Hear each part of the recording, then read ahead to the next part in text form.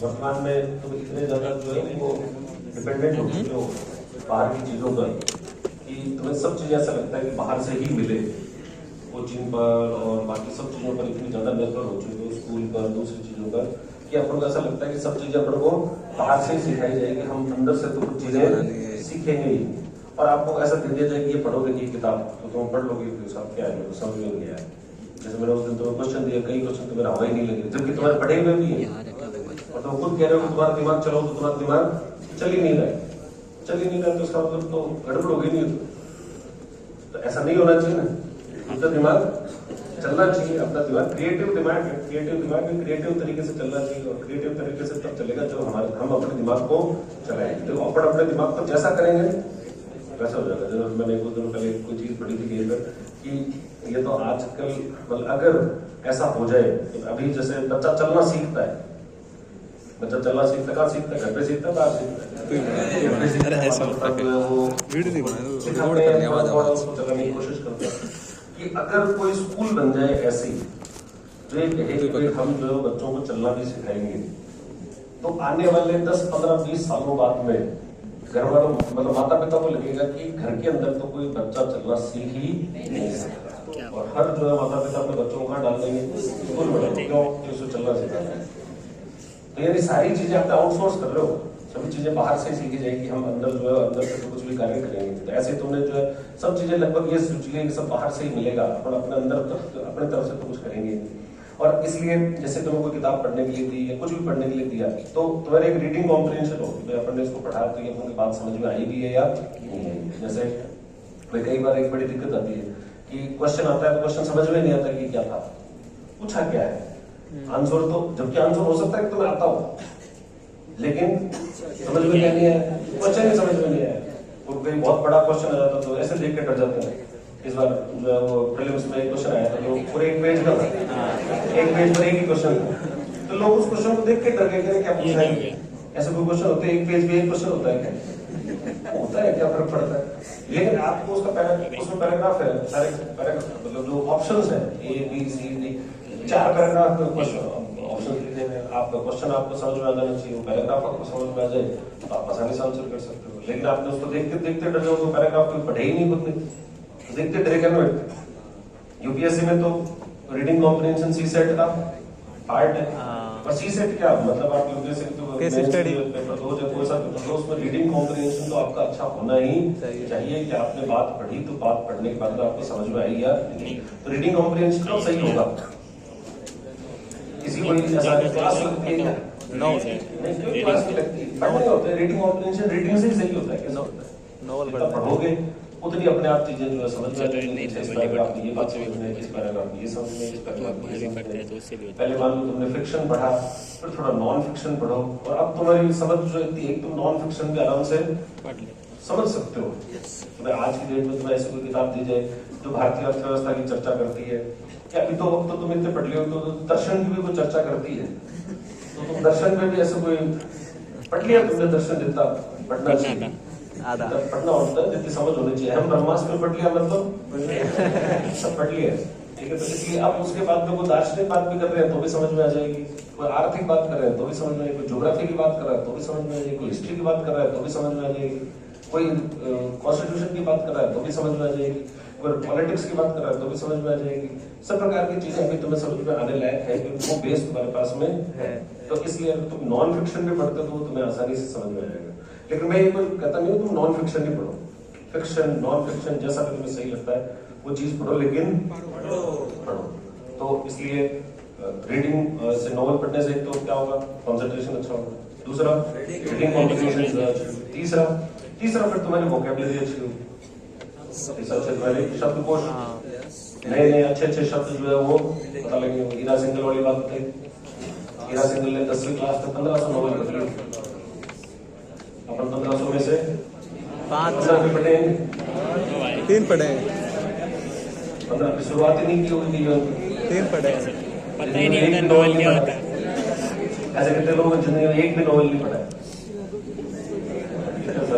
तो मैंने भी पढ़ लिया, 3 से पढ़ रहा हूँ मैं तो रंगों में लेकर। 10 से ज्यादा लोग नॉवल पढ़ रखे हैं, 10 नॉवल पढ़ रखे हैं। 10 से ज्यादा पढ़ रखे हैं। सम्मानित किया जाए। बाकी सब 1 से 10 के बीच में है। तीन पढ़ रखे हैं, चौथा तीनों चल है, रहा है। कुछ 10 से ऊपर है और बाकी लाइफ चली गई। चौथा तुमने रोल में 5 2 4 चौथा चल रहा है। ये तो रोल में क्या कोई सी पढ़ लो, स्टार्टिंग क्या होती है, कोई समय पढ़ो, प्रेमचंद जो तुम्हें सही लगे ऊपर जाओ उस नॉवल वाले दुकान में। हाँ, सभी चले जाओ। पूछते सकते हैं इनमें जाते हैं लोग। अभी चल रहा है सर, अभी चल रहा है ना, जयपुर पे बुक फेस्टिवल चल रहा है सर अभी। चल रहा है। रनिंग में है सर। जेके गेम चल रहा है। चले संडे को चले। वो है मैं तो लगते ही रहते हैं। वैसा नहीं चलेगा। हाँ, चलेगा। ये बता देंगे ये तक। तो जेके गेम चल किसी रहा बुक फेयर में जाओ, वहां पर कई किताबें लिखी रहती है, है। हजारों की संख्या जो में। इंटरेस्ट में लगी पहले पढ़ने लगे। बढ़ या गया। नहीं, और फिर तीसरी बात तो सबसे पहली बात तो कंसंट्रेशन अच्छा होगा, रीडिंग कॉम्पिटिशन अच्छी बहुत होगी, अच्छा होता है। vocabulary अच्छी हो जाएगी, फिर तुम्हारे विचार खुलेंगे, तुम्हारे खुद के विचारों का निर्माण होगा। तो और विचारों का निर्माण होना बहुत जरूरी है कि तुमने क्या बात समझ में आई, चीजों को दृष्टि देखने का दृष्टिकोण जो है वो चेंज जाएगा। हमारा सबसे बड़ी चीज क्या होती है, हमारी चीजों को देखने का दृष्टिकोण ही बदल जाए तो सब कुछ दुनिया ही बदल जाती है। ये दुनिया क्या है? दुनिया सिर्फ दृष्टिकोण है। दुनिया डॉग में सोने की दुनिया को निकलती नजर आ रही है तो खुद सोने के हो। लेकिन अगर तुमने थोड़ा दृष्टिकोण चेंज हुआ तो तुम्हें दुनिया भी सोने की नजर आएगी। यस क्या बात है। और तुम भी सोने के। तो ये दुनिया को निकलती नजर आ रही है, मतलब ये दुनिया के प्रति नकारात्मक दृष्टिकोण है कि दुनिया तो बहुत बकवास है, मैं बहुत भला हूँ। सामान्य बात नहीं है, मैं तो संसार का सबसे भला आदमी, पर ये दुनिया मेरे लायक नहीं है। इसलिए दुनिया जो पीतल की ऐसा नहीं, दुनिया भी सोने की है और हम भी सोने के हैं। तो और उस दुनिया में मेरे अंदर कोई अंतर नहीं, गोल्ड में कोई अंतर जो है वो नहीं हो सकती, नाम रूप का अंतर है, बाकी अंतर है। तो ये कब ये दृष्टिकोण विकसित हो, जो बात पता है कि उससे अपना विभिन्न दृष्टिकोण विकसित हो सके, वो विकसित कब होगा जब हम नई चीजें पढ़ेंगे तो चीजों को देखने का नजरिया जो है वो नजरिया चेंज हो गया तो आपकी दुनिया चेंज, जिंदगी चेंज हो गई, लाइफ जो है बिल्कुल ऐसा लगने लगेगा कि आपको अलग ही लगेगा। तो इसलिए नॉवेल्स वगैरह जो है वो पढ़ो, अपनी खुद की ऐसी कुछ रीडिंग्स हो तो, और फास्ट होती है, पहली बार पढ़ोगे तो बहुत धीरे धीरे, फिर बाद में पढ़ोगे 2 4 5 10 पढ़ लिए तो स्पीड जो है रीडिंग स्पीड भी तेज रहेगी। तो कई लोग जो है जैसे कि सब एनसीईआरटी पढ़नी चाहिए, नहीं पढ़नी चाहिए, एनसीईआरटी पढ़नी चाहिए, नहीं पढ़नी चाहिए। अब भाई एनसीईआरटी में जो बातें लिखी हुई है वो अधिकतर बातें नोट्स में है, फिर भी लोगों को लास्ट तक कंफ्यूजन रहता है कि साहब पढ़नी चाहिए। अरे तो कंफ्यूजन है तो एक दिन उठा पढ़ ले, सिंपल सी बात है, इसमें क्या इतना सोचना है कि सब पढ़नी चाहिए, नहीं पढ़नी चाहिए, एक दिन उठाओ और पढ़ना लो उसको। और जैसे तुम उसको पढ़ोगे तो तुम्हें ऐसा लगेगा कि अच्छा हाँ ये पैराग्राफ में ये बात है, ये मुझे पता है, हाँ ये मुझे पता है, फिर दूसरा पेज लिया, ये पता है, ये ऐसी बातें वही कर रहा है जो ऑलरेडी पता है। फिर एक कोई बात आएगी, ये तो कुछ नया था, ये तो हमको अब तक तो नहीं पता था, नोट कर लो, बात खत्म। और ऐसे करोगे तो भी फटाफट हो जाएगी। और वरना फिर उसको तो एनसीईआरटी को भी लेके बैठा रहेगा, मतलब पढ़ रहा हूँ, 3 महीने हो गए, क्या कर रहा है एनसीईआरटी पढ़ रहा है, इसका मतलब तो पढ़ना आता ही नहीं है। सेम चीज को अगर तुम दूसरे उसी बात को अगर दूसरी किताब में पढ़ रहे हो और तुम्हें लग रहा है कि कुछ डिफरेंट है, तो कॉन्सेप्ट डिफरेंट थोड़ी, शब्द डिफरेंट हो सकते हैं, कॉन्सेप्ट डिफरेंट थोड़ी होगा। भाई जो बात आपको यहाँ पढ़ रहे हो और जो बात जो एनसीईआरटी में होगी वो अलग थोड़ी हो सकती है। आप नोट्स अगर एनसीईआरटी से पढ़ाए तो एनसीईआरटी पढ़ेगी तो पढ़ाए हुए, ऐसे थोड़ी बनी ये सोचा होगा क्या लिखा होगा, ये लिखा होगा।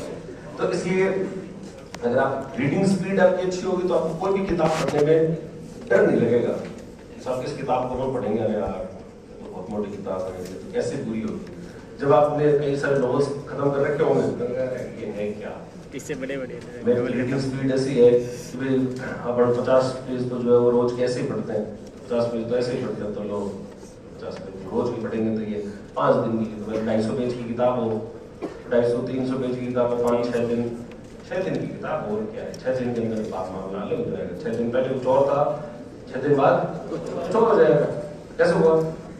वो कॉन्फिडेंस तो हो। नोवेल सीधा है। अगर अपनी जिंदगी में कुछ पढ़ाई नहीं है, ऐसे किसी किताब के हाथ नहीं लगेगा, तो अपन वो देखते लगेगा यार इतनी मोटी किताब थोड़ी पूरी हो सकती है। तो वो शुरू में वो कॉन्फिडेंस आना थोड़ा मुश्किल है। लेकिन अभी तुम्हारे पास टाइम भी है, और टाइम है और वो तुम दूसरी जगह लगा रहे हो। एक बार आपको ऐसा लगता है कि अपन कोई रील देख लें, तो उससे अपन को नॉलेज मिलती हो, उनसे उनको कोई बहुत खास नॉलेज का भ्रम जरूर मिलता है। नॉलेज नहीं मिलती, क्या मिलता है? नॉलेज का एक भ्रम मिलता है कि अपन को ऐसा लगता है कि मुझे कुछ ज्ञान हो रहा है।